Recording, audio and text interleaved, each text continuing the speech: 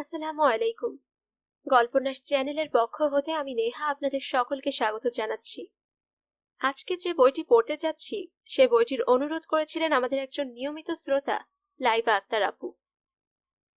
তাহলে শুরু করছি আমাদের আজকের নিবেদন, হুমায়ুন আহমেদ রচিত উপন্যাস দিনের শেষে। আজ পর্ব 1।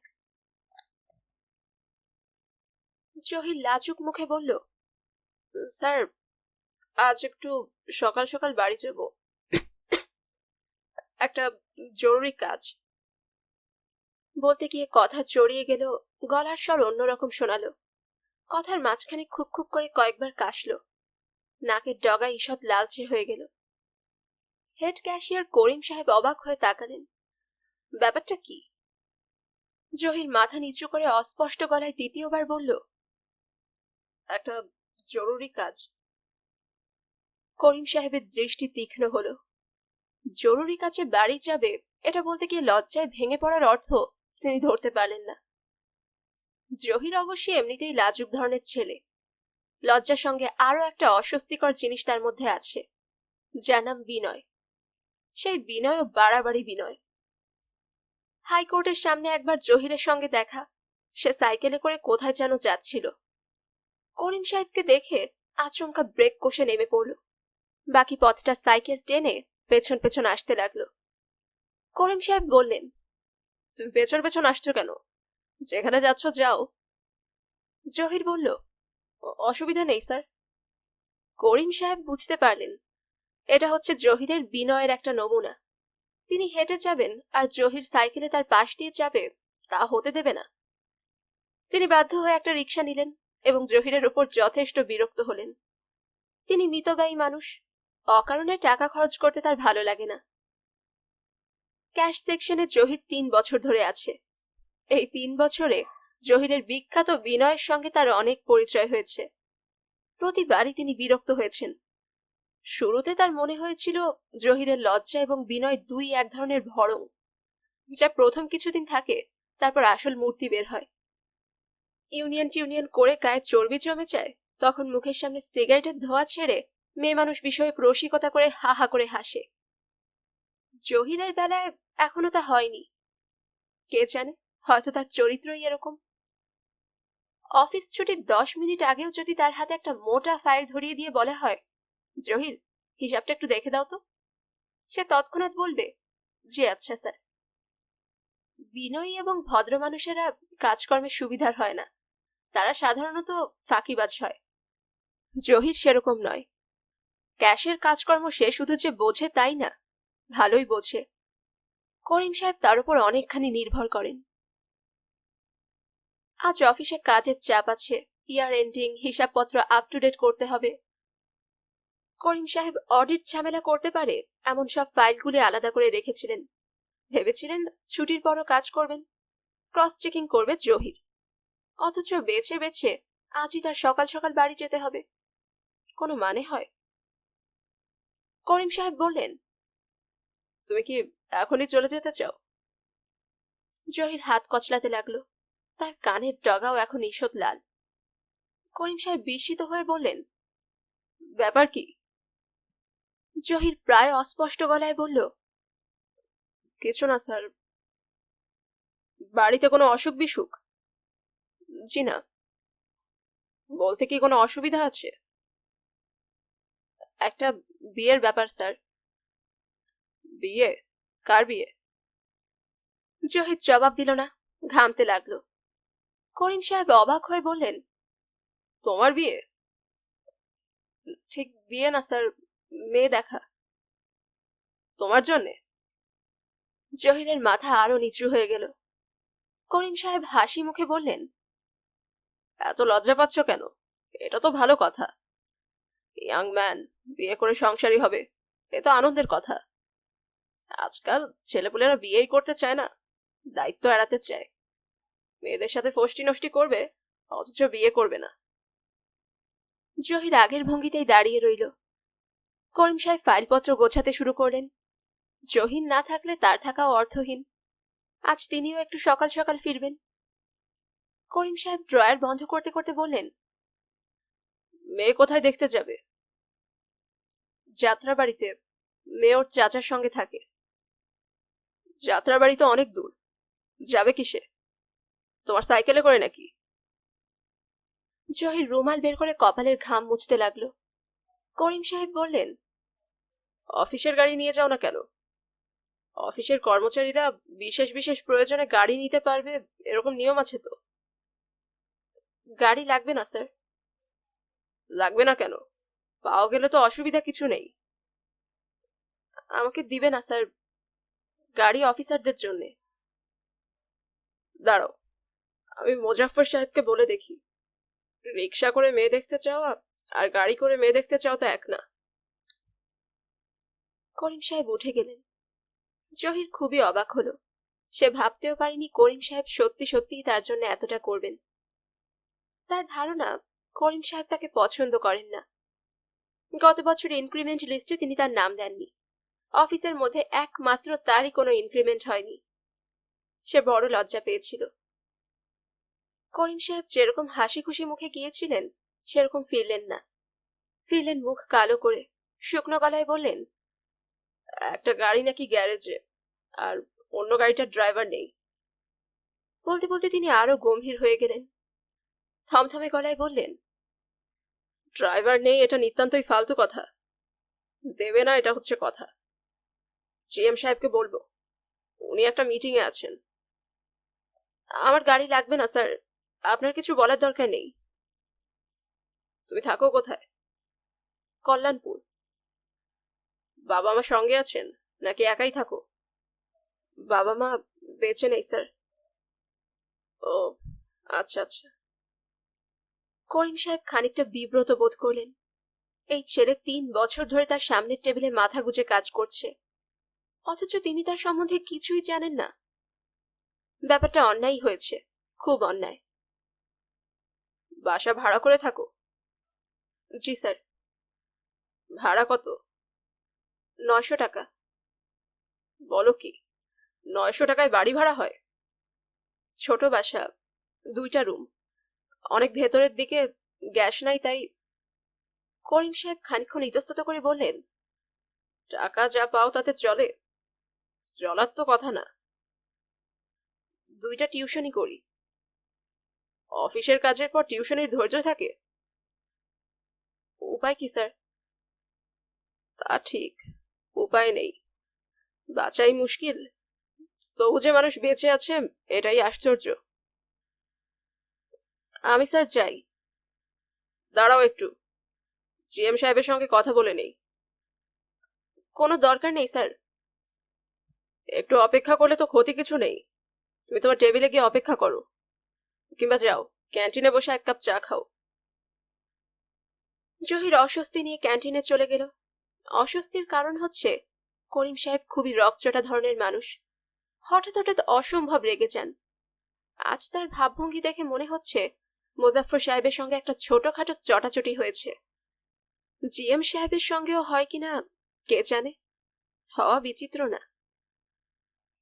অফিস ক্যান্টিনের চা ভালো বানায়, কিন্তু আজকের চাটা মুখে দেওয়া যাচ্ছে না, কেমন একটা বিষাদ তিতকুটে ভাব। জহির সিগারেট ধরালো। সে দরজার দিকে মুখ করে বসেছে, যাতে করিম সাহেবকে আসতে দেখলেই চট করে ফেলে দিতে পারে। সিগারেটও ভালো লাগছে না, বরং মাথা ঘুরছে। মেয়ে দেখতে যাবার উত্তেজনায় এরকম লাগছে কিনা কে জানে। এই মেয়েটির আগে সে আরো 2জনকে দেখেছে, তখন এরকম লাগেনি। আজকের বাড়াবাড়ি উত্তেজনার কারণ হচ্ছে জহিরের মামা বলেছেন, একটা আংটি সাথে করে নিয়ে নিও, পছন্দ হলে বিসমিল্লা বলে আংটি পরিয়ে দিলেই হবে। এঙ্গেজমেন্টের যন্ত্রণা মিটে গেল। তবে মেয়ে তোমার পছন্দ হবে, রূপবতী মেয়ে, একটু অবশ্যই রোগা, তাতে কি, আজকালকার মেয়ে সবাই রোগা।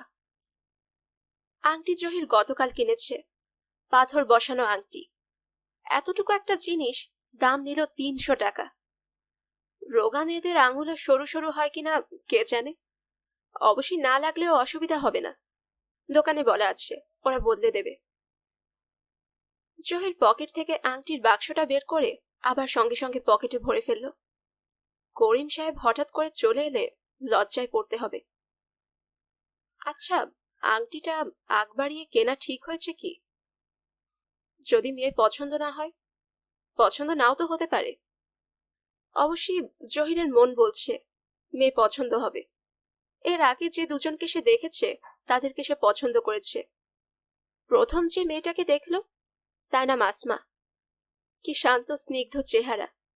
চায়ের ট্রে নিয়ে খালি পায়ে ঘরে ঢুকেছিল। ঘরে ঢুকবার সময় চৌকাঠে হোঁচট খেল, একটা চায়ের কাপ উল্টে গেল।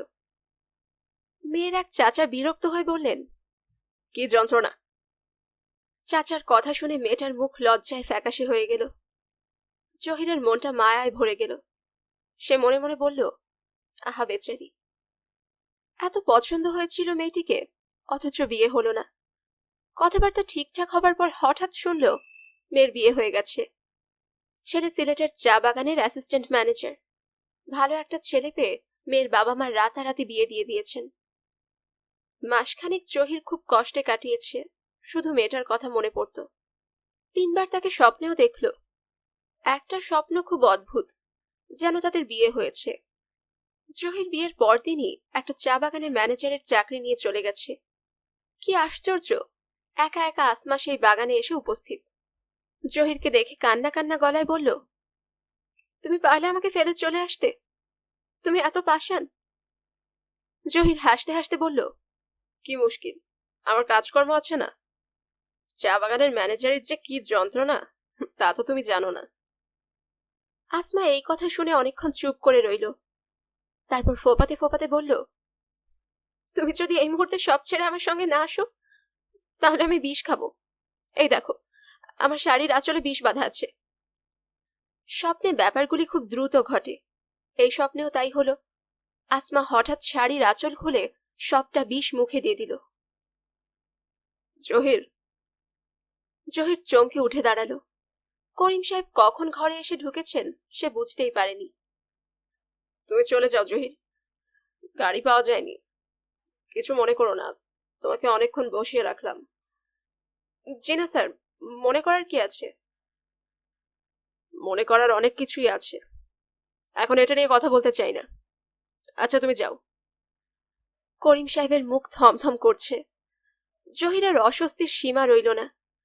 স্যার নিশ্চয়ই জিএম সাহেবের সঙ্গে কথা কাটাকাটি করেছেন। ব্যাপারটা ভালো হলো না। জহিরের মনে কঠিন একটা কাঁটা বিঁধে রইল। জিএম সাহেব লোক সুবিধার না। করিম সাহেবের সঙ্গে যদি কথা কাটাকাটি হয়, তাহলে ব্যাপারটা তিনি সহজে ভুলবেন না এবং সুযোগ পেলে শোধ তুলবেন। আসলে আজকের দিনটাই জহিরের জন্য খারাপভাবে শুরু হয়েছে।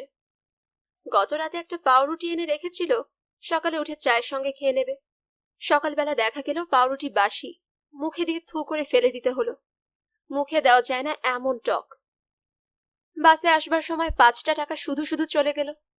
ভাঙতি ছিল না বলে কন্ডাক্টরকে 5 টাকা দিয়েছে। কন্ডাক্টর বলল, নামনে সময় লইবেন। ব্যাপারটা সারাক্ষণই মনে ছিল, অথচ সে নেমে গেল টাকা না নিয়েই। আজকের দিনে আরো কত অঘটন তার জন্য অপেক্ষা করছে কে জানে। হয়তো মেয়ে দেখে পছন্দ করে আংটি দেবার সময় মেয়ে বলবে, না আমি আংটি পরবো না। বিচিত্র কিছু না, এমন হতেও পারে। দ্বিতীয় মেয়েটির বেলায় ঠিক এই জিনিস হলো। এই মেয়েটিকে সে দেখেছিল বাসাবোতে, তার ফুপার বাসায়। মেয়েকে দেখার আগেই সে তার ছবি দেখেছিল। ছবিতে সে ডোরা কাটা একটা শাড়ি পরে রেলিং ধরে দাঁড়িয়েছিল। হাসি হাসি মুখ, তবে চোখ দুটো বিষণ্ণ। বিয়ের পরে এই মেয়ে তার পাশে পাশে থাকবে, তার বাসার রেলিং ধরে ঠিক এই ভঙ্গিতে দাঁড়াবে, ভাবতেই কেমন যেন লাগে। জহিরের বাসায় রেলিং নেই। সে ছবি দেখার পর ঠিক করে ফেলেছিল বিয়ের পর রেলিং আছে এমন একটা বাড়িতে সে উঠে যাবে। ভাড়া যদি বেশি দিতে হয় দেবে, সবসময় টাকা পয়সার কথা ভাবলে তো হয় না। মেয়েটিকে চাক্ষুষ দেখে তার অবশ্যই একটু মন খারাপ হয়েছে। সে ছবির মতো সুন্দর না, তবে তাকে ভালো লাগলো। জহিরের মনে হলো এই মেয়ের মধ্যে মায়া ভাবটা খুব প্রবল। তার হাঁটা, কথা বলা, সবকিছুর মধ্যে কোমল একটা ব্যাপার আছে। তাকে দেখে মনে হয় এই মেয়ে কাউকে আঘাত দিয়ে কথা বলতে পারে না, তার সেই ক্ষমতাই নেই। অথচ এই মেয়েটি কিনা তাকে অপছন্দ করলো। মেয়ের ফুপা জহিরের মামাকে বললেন, সব তো ঠিকঠাকই ছিল, তবে মেয়ে রাজি হচ্ছে না, খুব কান্নাকাটি করছে। মেয়ের মতের বিরুদ্ধে জোর করে তো কিছু করা ঠিক হবে না। তার সঙ্গে বিয়ে হতে পারে এই সম্ভাবনাতে একটা মেয়ে খুব কান্নাকাটি করছে, এটা ভাবতেও মন ভেঙে যায়। কয়েক রাত জহির ঘুমোতে পারল না। সে কি এতই নগণ্য, এতই তুচ্ছ? সে একটা ছোট চাকরি করে, তাতে কি? সবাই কি বড় চাকরি করবে? আর চেহারা, তার চেহারা কি খুব খারাপ? তার চেয়ে খারাপ চেহারার ছেলেদেরকে কি মেয়েরা পছন্দ করে বিয়ে করে না? এই মেয়েটার ছবি জহিরের ড্রয়ারে এখনো আছে, তার শোবার ঘরের 2 নম্বর ড্রয়ারে। এই ড্রয়ারে তার দরকারি কাগজপত্র থাকে। এইসব কাগজপত্র ঘাঁটতে গেলে প্রায় ছবিটা তার চোখে পড়ে। তখন বুকের মধ্যে হু হু করতে থাকে। ছবিটার উল্টো পিঠে ইংরেজিতে লেখা নুরুন নাহার। কে জানে, হয়তো মেয়েটা নিজেই লিখেছে। সুন্দর হাতের লেখা। বিয়ে হলে সে তাকে নাহার বলে ডাকত। এই নাহার, 1 কাপ চা দিয়ে যাও তো। এই নাহার, জানালাটা একটু বন্ধ করো, রোদ আসছে। নাহারের বিয়ে হয়েছে কিনা কে জানে। বিয়ে হয়ে থাকলে তার স্বামী তাকে কি নাহার বলেই ডাকে? এই একটা তুচ্ছ জিনিস কেন জানি জহিরের খুব জানতে ইচ্ছা করে। তার মনে আরেকটা গোপন ইচ্ছাও আছে। একদিন সে নাহারদের বাড়িতে উপস্থিত হবে। নাহার চমকে উঠে বলবে, আপনি কি চান? জহির বলবে, কিছুই চাই না, ছবিটা ফেরত দিতে এসেছি। নাহার বিস্মিত হয়ে বলবে, কিসের ছবি? আপনি রেলিং ধরে দাঁড়িয়েছিলেন সেই ছবিটা, আপনার ফুপা আমাকে দিয়েছিল। এই জন্য কষ্ট করে এসেছেন? ছি ছি, আপনার কাছে থাকলেই হতো, ফেরত দেওয়ার কোনো দরকার ছিল না। আচ্ছা, এনেছেন যখন দিন। যাই তাহলে। যাবেন কেন? বসুন, চা খান। আর আপনাকে আরেকটা কথা বলা হয়নি। কি কথা? আপনাকে বোধহয় বড় ফুপা বলেছেন যে আমি আপনাকে অপছন্দ করেছি। আসলে তা ঠিক না। আমি আপনাকে খুবই পছন্দ করেছিলাম। ওরাই রাজি হলেন না, মিথ্যা করে আমার নামে দোষ দিয়েছেন। আপনি কিছু মনে করবেন না। আমি কিছু মনে করিনি। এইসব কথা ভাবতে জহিরের খুব ভালো লাগে। মাঝে মাঝে চোখে পানি পর্যন্ত এসে যায়। মনে হয় সে যা ভাবছে তাই সত্যি, আশেপাশের পৃথিবীটা সত্যি নয়। দুপুর 3টার দিকে জহির ঝিকাতলায় তার মামার বাসার সামনে উপস্থিত হলো। জহিরের সঙ্গে তার মামা বদরুল সাহেবও যাবেন। তাদের যাবার কথা 5টার দিকে। 2 ঘন্টা আগে চলে আসায় জহিরের কেমন লজ্জা লজ্জা লাগছে। তারা কি ভাববে কে জানে। আরো কিছুক্ষণ পরে এলে কেমন হয়? কোন একটা চায়ের দোকানে ঘন্টাখানেক কাটিয়ে আসা যায় না? সেটাই ভালো। জহির বসবার ঘরের বারান্দা থেকে চুপি চুপি নেমে গেল। বসবার ঘরের জানালার পাশে তরু দাঁড়িয়েছিল। তরু বদরুল সাহেবের মেজো মেয়ে। ইউনিভার্সিটিতে এবার ফার্স্ট ইয়ারে ভর্তি হয়েছে, বোটানিতে অনার্স। আজ তাদের একজন স্যার মারা যাওয়ায় ইউনিভার্সিটি 1টার সময় ছুটি হয়ে গেছে।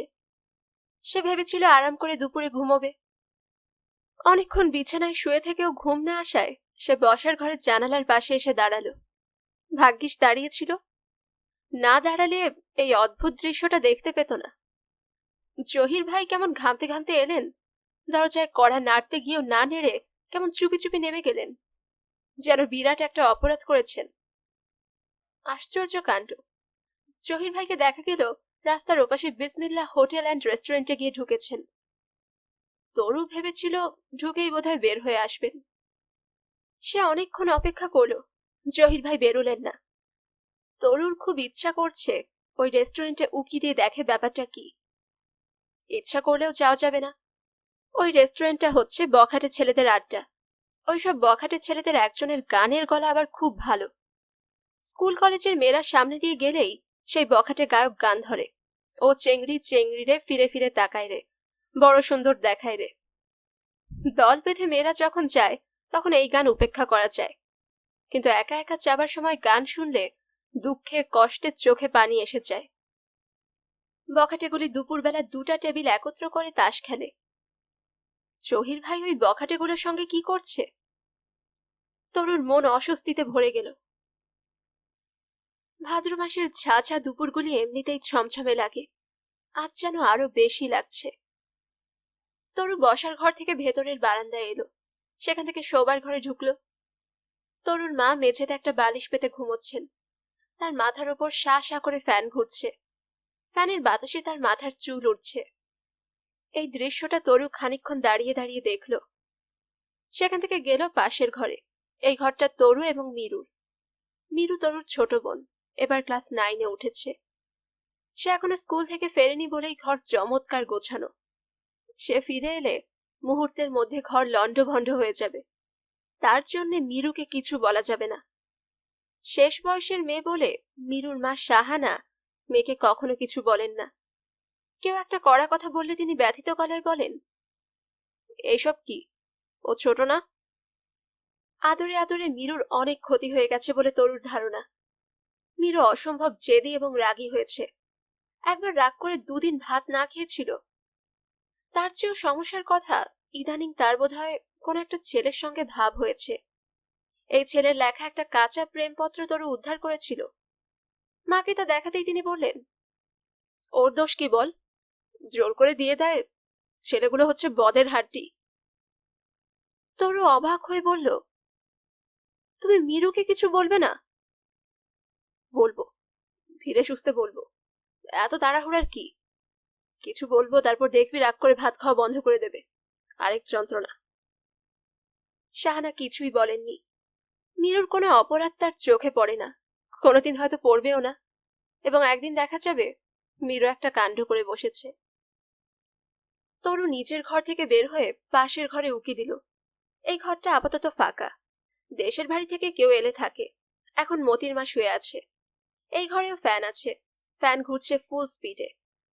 তবু মতির মার হাতে একটা পাখা, ঘুমের মধ্যেই সে তালের পাখা নাড়ছে। তরু ডাকলো, এই মতির মা, মতির মা।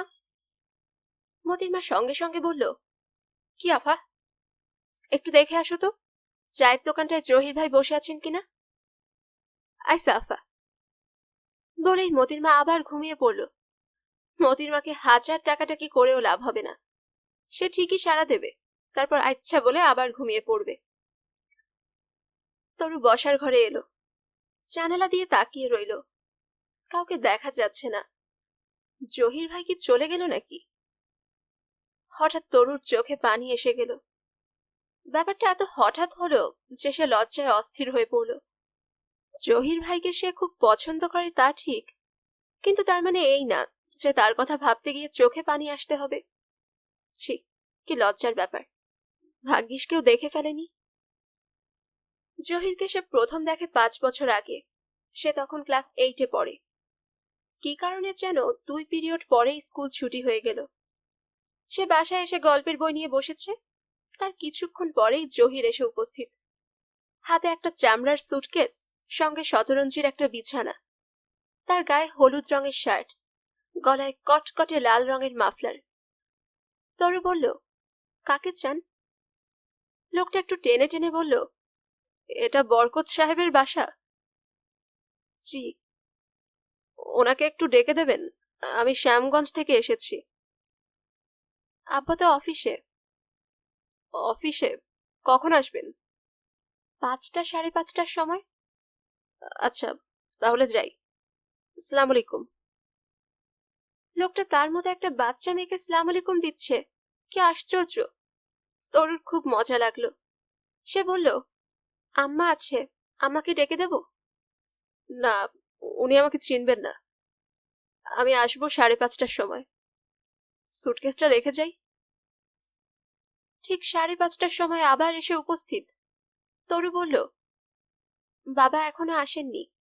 মাঝে মাঝে উনি তাস খেলতে চান, তখন ফিরতে দেরি হয়। কত দেরি হয়? তার কোনো ঠিক নেই। কোনো কোনো দিন 8টা 9টাও বাজে। আচ্ছা, তাহলে আমি 9টার সময় আসবো। বসুন না, এখানে বসে অপেক্ষা করুন। মাকে ডাকি। উনি আমাকে চিনবেন না।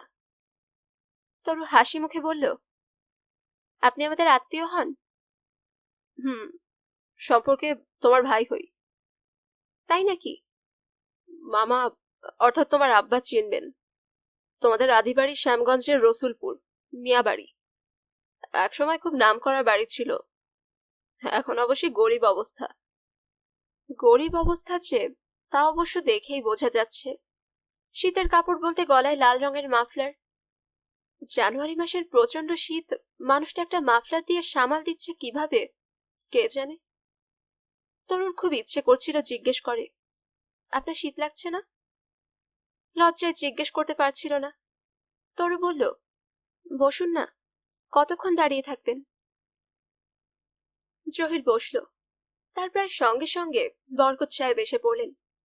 তার বয়স 53, দেখাচ্ছে তার চেয়েও বেশি। তিনি ইস্টার্ন প্যাকেজিং লিমিটেডের এজিএম। এই কোম্পানির অবস্থা বেশ ভালো, তবে কানা ঘুষা শোনা যাচ্ছে মালিকানা হাত বদল হবে। নতুন মালিক কিছু লোকজন সবসময় ছাঁটাই করেন। বরকত সাহেবের ধারণা তিনি এই ছাঁটাইয়ে পড়বেন। এইসব কারণে কদিন ধরেই তার মন ভালো নেই। রোজ মুখ অন্ধকার করে বাড়ি ফেরেন। জহিরকে দেখে অপ্রসন্ন গলায় বললেন, তুমি তুমি কোত্থেকে? জহির কদমবুসি করতে করতে বলল, এই বছর বিএ পাশ করেছি মামা, চাকরি সন্ধানে এসেছি। এই কথায় বরকত সাহেবের মুখ আরো অন্ধকার হয়ে গেল। চাকরির কোনো খোঁজ পেয়ে এসেছো, না এখন খুঁজবে? জি, এখন খুঁজবো। মফস্বলে থেকে কোনো খোঁজ পাওয়া যায় না। বরকত সাহেবের মুখ কালো হয়ে গেল। তিনি শুকনো গলায় বললেন, বসো, আমি হাত মুখ ধুয়ে আসি। বিয়েতে সেকেন্ড ক্লাস পেয়েছি মামা। ভালো, খুব ভালো। চাকরির বাজারে অবশ্যই বিএ এমএ কোনো কাজে আসে না, সব ধরাধরি। এসে ভুল করেছো। বরকত সাহেব বাড়ির ভেতরে ঢুকলেন। কিছুক্ষণের মধ্যেই শাহানার সঙ্গে ছোটখাটো একটা ঝগড়া বেঁধে গেল। শাহানা চাচ্ছেন যেন এই ছেলেকে এক্ষুনি বলা হয় এই বাড়ি থেকে চাকরি খোঁজা সম্ভব না। প্রথমত, থাকার জায়গা নেই। দ্বিতীয়ত, এই বাজারে একটা বাড়তি লোক পোষার প্রশ্নই ওঠে না। বরকত সাহেব এইসব কথা এক্ষুনি বলতে চাচ্ছেন না। তিনি বললেন, রাতটা থাকুক, সকালে বুঝিয়ে সুঝিয়ে বললেই হবে। শাহানা বললেন, গ্রামের এইসব মূর্খ ছেলে, এদের সরাসরি না বললে কিছুই বুঝবে না। ভাত খাওয়াতে চাচ্ছ, খাওয়াও, তারপর 20টা টাকা হাতে ধরিয়ে বিদায় করে দাও। এত রাতে যাবে কোথায়? রাত এমন কিছু বেশি হয়নি। কত বড় গাধা, বিয়ে পাশ করে ভাবছে লোকজন চাকরি নিয়ে তার জন্য বসে আছে। এদের উচিত শিক্ষা হওয়া উচিত। লতায় পাতায় সম্পর্ক ধরে উঠে পড়েছে। এদের কি কাণ্ড জ্ঞানও নেই? রাতটা থাকুক, সকালে বুঝিয়ে বলবো। বিপদে পড়েই তো আসে, আত্মীয়তার দাবি নিয়ে এসেছে। শাহানা অত্যন্ত বিরক্ত হলেন। তার বিরক্তির কারণও ছিল। গত মাসেই একজন এসে 10 দিন থেকে গেছে, ফিরে যাবার ভাড়া পর্যন্ত নেই। 50 টাকা হাতে ধরিয়ে দিয়ে বিদায় করতে হয়েছে। তার আগের মাসে দুজন এসেছিল চিকিৎসার জন্য, তারা থেকেছে 11 দিন। তাদের অসুখ সারেনি, চিঠি দিয়েছে আবার আসবে। বরকত সাহেব হাত মুখ ধুয়ে বসার ঘরে ঢুকলেন। আবেগহীন গলায় বললেন, কাপড় চোপড় ছেড়ে হাত মুখ ধুয়ে খাওয়া দাওয়া করো, সকালে কথা হবে। জহির বলল, মামা, আমি তো এখানে কিছু খাবো না। খাবে না কেন? আমাদের শ্যামগঞ্জের একটা ছেলে থাকে, নাজিমউদ্দিন রোডের একটা মেসে। তাকে বলে এসেছি তার সঙ্গে খাবো, ও অপেক্ষা করবে। ও আচ্ছা, আমি তাহলে এখন উঠি মামা। উঠবে মানে? তুমি কি ওই মেসেই উঠবে নাকি? জি, আগে চিঠি দিয়ে রেখেছিলাম। মেসে উঠতে চাও, উঠবে। স্বাধীনভাবে থাকার একটা সুবিধা আছে, বাসা বাড়িতে সেই সুবিধা নেই। বাড়তি একটা লোক রাখার মতো অবস্থাও আমার নেই, তা না হলে। বরকত সাহেব কথা শেষ করলেন না। কি বলবেন গুছিয়ে উঠতে পারলেন না। এখন খানিকটা লজ্জিত বোধ করছেন। জহির বলল, মামিকে একটু সালাম করে যাই, ওনার সঙ্গে দেখা হয় নাই কখনো। শাহানার মুখের অপ্রসন্ন ভাব এখন আর নেই। তিনি বেশ আন্তরিক সুরেই বললেন, এত রাতে না খেয়ে যাবে সেটা কেমন কথা? যা আছে খেয়ে যাও। আরেকদিন এসে খাবো। আমি আমার এই সুটকেসটা রেখে যাই, কিছু দরকারি কাগজপত্র আছে, মেসে রাখা ঠিক হবে না। বাচ্চাগুলির জন্য সামান্য মিষ্টি এনেছিলাম, পাশের মিষ্টি। বিএ পাশ করেছি, সেকেন্ড ক্লাস পেয়েছি মামি। বাহ, ভালো তো। মিষ্টি আনার কোনো দরকার ছিল না। কি যে বলেন মামি, আত্মীয় বলে তো আপনারাই আছেন, আর তো কেউ নাই। বড় ভালো লাগলো। বরকত সাহেব বললেন, এই শীতে একটা শার্ট গায়ে দিয়ে আছো, ঠান্ডা লাগছে না? জহির লজ্জিত গলায় বলল, শার্টের নিচে সোয়েটার আছে মামা, একটু ছেঁড়া, এই জন্য ভেতরে পড়েছি। তাছাড়া মামা, ঢাকা শহরে শীত একেবারেই নাই। রাতে খাবার টেবিলে বরকত সাহেব গম্ভীর হয়ে রইলেন। খাওয়ার শেষ পর্যায়ে নিচু গলায় বললেন, বেচারা দেখা করতে এসেছিল, আর কত কথাই না তুমি বললে। ছি ছি। শাহানা কঠিন গলায় বললেন, কঠিন কথা আমি কি বললাম? যা সত্যি তাই বলেছি। এক একজন আসে আর সিন্দাবাদের ভূতের মতো চেপে বসে, তোমার মনে থাকে না? সবাই তো একরকম না। সবাই একরকম, তোমার জহিরও আলাদা কিছু না। দুদিন পরে টাকা পয়সা ফুরিয়ে যাবে, এসে তোমার উপর ভর করবে। নাও তো করতে পারে। সুটকেস রেখে গেছে কি জন্য তাও বোঝো না? রেখে গেছে যাতে সহজে আবার ঢুকতে পারে। সুটকেস রেখে যাবার তার দরকারটা কি? কোনো কোহিনূর হীরা আছে তার সুটকেসে যে সুটকেস রেখে যেতে হবে? তুমি সবকিছু বড় বেশি বোঝো। বেশি বোঝাটা কি অন্যায়? হ্যাঁ, অন্যায়। যতটুকু বোঝার ততটুকুই বুঝতে হয়, তার বেশি না। শাহানা কঠিন চোখে খানিকক্ষণ তাকিয়ে থেকে চেয়ার ঠেলে উঠে পড়লেন। তরুর বড় বোন অরু তখন ক্লান্ত গলায় বলল, তোমরা কি শুরু করলে? রোজ ঝগড়া, বড় খারাপ লাগে। শাহানা তীক্ষ্ণ গলায় বললেন, খারাপ লাগলে এই বাড়িতে পড়ে আছিস কেন? চলে যা। অরু বলল, তাই যাব মা, সত্যি সত্যিই যাব। অরু তখন কলেজে পড়ে, লালমাটিয়া কলেজে ফার্স্ট ইয়ারের ছাত্রী। সব সময় বিষণ্ণ হয়ে থাকে। এই বিষণ্ণতার কোনো কারণ কেউ জানে না। অরুর স্বভাব অসম্ভব চাপা। তার চরিত্রের মধ্যেও কিছু অস্বাভাবিকতা আছে। কলেজে যাবার জন্য তৈরি হয়েছে, গেট পর্যন্ত গিয়ে হঠাৎ ফিরে এলো। শান্ত গলায় বলল, আজ কলেজে যেতে ইচ্ছে করছে না মা। শাহানা চিন্তিত হয়ে বললেন, শরীর খারাপ নাকি? না, শরীর ঠিক আছে। অরু নিজের ঘরে ঢুকে দরজা বন্ধ করে দিল। এই দরজা সারা দিনেও খোলা হলো না। অরুর তখন নিজের একটা ঘর হয়েছে। স্টোর রুমটাকেই সে ঘর বানিয়ে নিয়েছে। বাইরের খুপড়ির মতো একটা ঘর, ছোট একটা জানালা, না আসে আলো না আসে বাতাস, তবু সে এই ঘরেই আছে। এটাই তার ভালো লাগে। শাহানা পৃথিবীর কাউকেই পরোয়া করে না, কিন্তু কোনো বিচিত্র কারণে বড় মেয়েকে সমীহ করেন, অনেকখানি করেন। অরুর স্বভাবই হচ্ছে, মা যে ব্যাপারটা পছন্দ করেন না সে তাই করবে। শাহানা একদিন বললেন, রোজ শাড়ি পরে কলেজে যাস কেন? এখন তো শাড়ি পরার বয়স হয়নি, যখন হয় তখন পরবি। এখন পরলে অসুবিধা কি? বড় বড় দেখায়। বড় বড় দেখালে অসুবিধা কি? তুই বড় যন্ত্রণা করিস অরু। তুমিও বড় যন্ত্রণা করো মা। অরু সেদিন থেকে পুরোপুরি শাড়ি পরা শুরু করলো। নতুন একটা কামিজ বানানো হয়েছে, একদিন মাত্র পরা হয়েছে, ওইটি সে ছুঁয়েও দেখবে না। শাহানা জহিরকে এ বাড়িতে রাখবে না, শুধুমাত্র এই কারণে অরু উঠে পড়ে লাগলো যেন জহির এ বাড়িতে থাকে। শাহানা অত্যন্ত বিরক্ত হয়ে বললেন, ওর থাকার জায়গা আছে, বন্ধুর সঙ্গে উঠেছে, ওকে জোর করে এখানে আনতে হবে? বন্ধুর সঙ্গে আছে বাধ্য হয়ে। আমরা ওর আত্মীয়, আমরা ওর সুবিধা অসুবিধা দেখব না? এরকম লতায় পাতায় আত্মীয় দেখলে চলে না। কেন চলবে না? মেয়ে বড় হয়েছে, একটা পুরুষ মানুষ হুটহুট করে ঘুরবে, তা কি সম্ভব? পুরুষ মানুষ কি বাঘ নাকি যে বড় মেয়ে দেখলেই চিবিয়ে গিলে ফেলবে? তুই কেন শুধু শুধু ঝগড়া করিস? তোর সমস্যাটা কি? আমার কোনো সমস্যা নেই। এরপরে যখন ছেলেটা আসবে তখন তাকে বলবে এ বাড়িতে থাকতে। আচ্ছা, বলবো। জহির থাকতে রাজি হলো না। এই ব্যাপারটা শাহানাকে বিস্মিত করলো। তিনি ভেবেছিলেন বলা মাত্র সে বালিশ বিছানা নিয়ে চলে আসবে।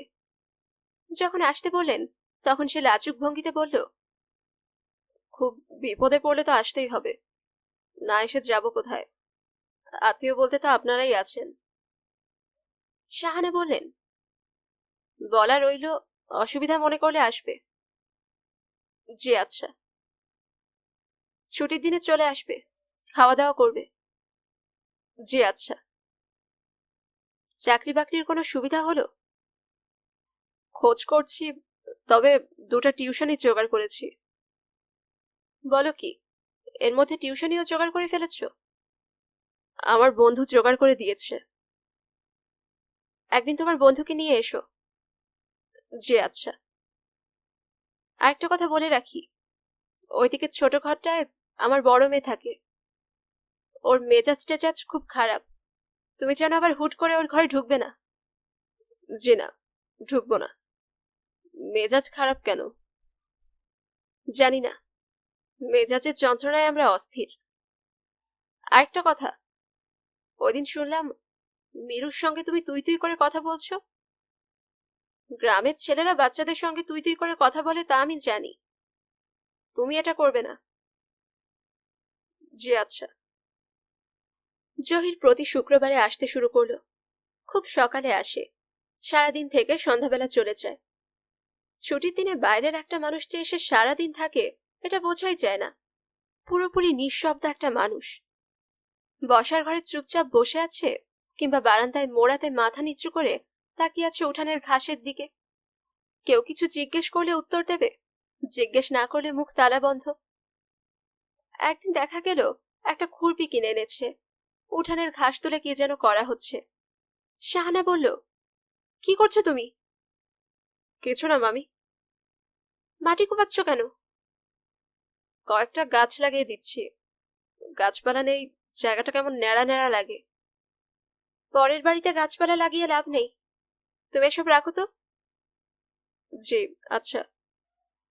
রেশন এনে দাও, পারবে তো আনতে? জি পারবো। ছুটির দিনের ছোটখাটো কাজের ভারগুলি আস্তে আস্তে তুলে রাখা হতে থাকে জহিরের জন্য। এইসব কাজের ফাঁকে ফাঁকে দেখা যায় এক চিলতে উঠোনের বিভিন্ন জায়গায় ছোটখাটো গাছ। গাছগুলিও জহিরের মতোই প্রায় অদৃশ্য। এরা যে আছে তা বোঝাই যায় না।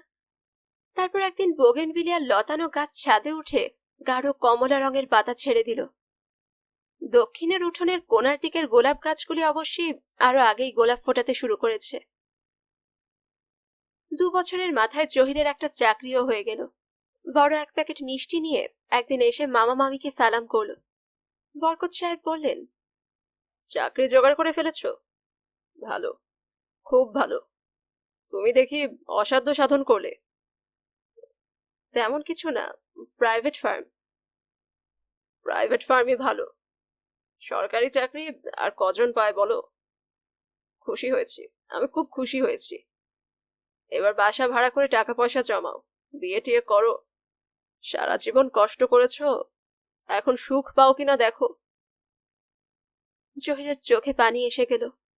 সে ধরা গলায় বলল, আপনার এখানে যে আদর পেয়েছি, এই কথা আমি সারা জীবন ভুলবো না মামা। বরকত সাহেব খুবই অবাক হয়ে গেলেন। কি ধরনের আদর এই ছেলেকে করা হয়েছে তা বুঝতে পারলেন না। খানিকটা লজ্জিত বোধ করতে লাগলেন। চাকরি পাওয়ার পর জহিরের এ বাড়িতে আসা যাওয়ার পরিমাণ কিছু বাড়ল। ছুটির দিন ছাড়াও তাকে দেখা যেতে লাগলো। হাতে নানান টুকিটাকি, যেমন একটা বেতের মোড়া, কারণ আগেরটা নষ্ট হয়ে গেছে, একটা হাতুড়ি, কারণ এ বাড়িতে হাতুড়ি নেই, এক বান্ডিল দড়ি। একবার এক চুনকামওয়ালা মিস্ত্রি ধরে আনলো বাড়ি চুনকাম করে দেবে। শাহানা বিরক্ত হয়ে বললেন, পরের টাকায় আমি নিজের বাড়ি চুনকাম করব কেন? জহির লাজুক গলায় বলল, টাকা পয়সা নিয়ে চিন্তা করবেন না মামি। চিন্তা করবো না মানে? টাকা পয়সা কে দেবে, তুমি? জহির মাথা নিচু করে রইল। শাহানা তীব্র গলায় বললেন, তুমি টাকা পয়সা দেবে কেন? কি অদ্ভুত কথা। তাহলে মামি থাক, ওকে চলে যেতে বলি। হ্যাঁ বলো, শুধু অরুর ঘরটা চুনকাম করে দিক। শাহানার দৃষ্টি তীক্ষ্ণ হলো। জহির মৃদু স্বরে বলল, অরু ওই দিন বলছিল তার ঘরের দেয়ালগুলি বড় নোংরা, তার নাকি ঘেন্না লাগে। এই শুনেই তুমি চুনকামওয়ালা নিয়ে এসেছো? বলো, ওকে চলে যেতে বলো, এক্ষুনি যেতে বলো। জি, আচ্ছা। শাহানার মনে অন্য একটা সন্দেহ দেখা দিল। জহির যে এত ঘন ঘন এখানে আসে, তার মূল কারণ অরু নয় তো? কি সর্বনাশের কথা! বরকত সাহেবের সঙ্গে তিনি ব্যাপারটা আলাপ করলেন। বরকত সাহেব হেসে উড়িয়ে দিলেন। কি যে বলো তুমি, কোনোদিন কথাই বলতে দেখলাম না। এখানে হয়তো বলে না, কিন্তু বাইরে? বাইরে কথা বলা বলির সুযোগ কোথায়? বাজে ব্যাপার নিয়ে তুমি চিন্তা করবে না। শাহানা খুব ভরসা পান না। বাইরে দেখা সাক্ষাতের ব্যাপারটা পুরোপুরি বাদও দেওয়া যায় না। ওরও বরিশাল মেডিকেল কলেজে ভর্তি হয়েছে, তাকে আনা নেওয়ার দায়িত্ব পালন করে জহির। তখন কি তাদের কোনো কথাবার্তা হয় না? গ্রামের এইসব মিনমিনে ধরনের ছেলে ভেতরে খুব সজাগ, কি চাল চালছে কে জানে। তাছাড়া তিনি লক্ষ্য করেছেন, জহির শুধু যে মীরুর সঙ্গে তুই তুই করে কথা বলে তাই না, তরুর সঙ্গেও বলে। এইসব আলাপে গভীর অন্তরঙ্গতার ছোঁয়া থাকে। এত কিসের খাতির? ব্যাপারটা পরীক্ষা করার জন্য একবার কায়দা করে বললেন, জহির, অরুকে বিয়ে দেওয়ার কথা ভাবছি। একজন ছেলেও মোটামুটি পছন্দ হয়েছে, ডাক্তার ছেলে। জহির ভাত খাচ্ছিল, মুখ না তুলেই বলল, তাহলে তো ভালোই হয় মামি। শিগগিরই বিয়েটা দিয়ে দেব, তোমার অনেক খাটাখাটনি আছে। জহির কিছু বলল না, যেভাবে খাচ্ছিল সেভাবেই খেয়ে চলল। শাহানার এই লক্ষণ ভালো লাগলো না। তাছাড়া তার কাছে মনে হলো শুনে জহির একটু মন মরা হয়ে গেছে। খাওয়া শেষ করে সেদিন সে আর অপেক্ষা করল না, অন্যদিন বেশ কিছুক্ষণ থাকে। শাহানার বুক কাঁপতে লাগলো। সেই রাতে তার ঘুম ভালো হলো না। তার দুশ্চিন্তার কোনো কারণ ছিল না। এই ঘটনার 15 দিনের মাথায় অরু কাউকে কিছু না জানিয়ে বিয়ে করে ফেলল, তাদের লালমাটিয়া কলেজের ইতিহাসের একজন টিচারকে। বিয়ে হলো বরিশালে।